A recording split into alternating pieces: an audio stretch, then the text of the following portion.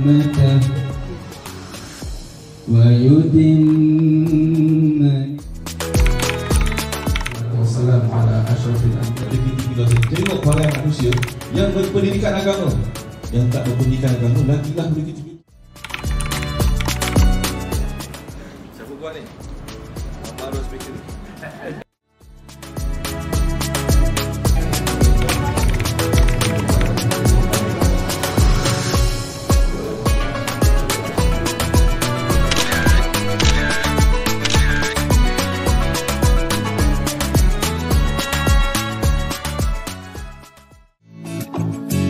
Aidilfitri bukan sekadar hari kemenangan, tetapi juga hari untuk mengeratkan silaturahim hari untuk memohon kemaafan antara satu sama lain dan meraihkan kasih sayang sesama insan.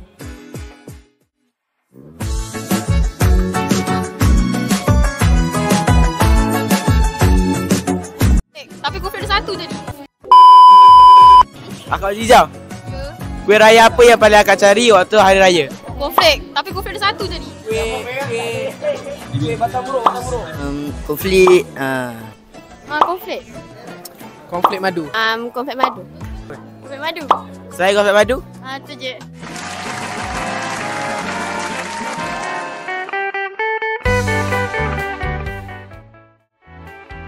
Saya wakil daripada Form 6 ingin mengucapkan selamat hari raya kepada seluruh warga Asyakirin. Terima kasih kepada mak ayah saya telah berikan baju raya saya. Baru satu ucapan Ustaz untuk hari raya. Selamat hari raya. Hari Raya! Selamat Hari Raya Aidilfitri buat semua warga Asyakirin. Saya mengucapkan selamat Hari Raya sempena kemenangan kita selepas kita berpuasa selama sebulan. Mudah-mudahan segala amal kita ketika dalam bulan Ramadan dapat kita praktikkan juga di luar bulan Ramadan. Dan jangan lupa untuk kita puasa sunat 6 Syawal. Mudah-mudahan Allah memberkati kita menerima segala amal ibadah kita. Amin.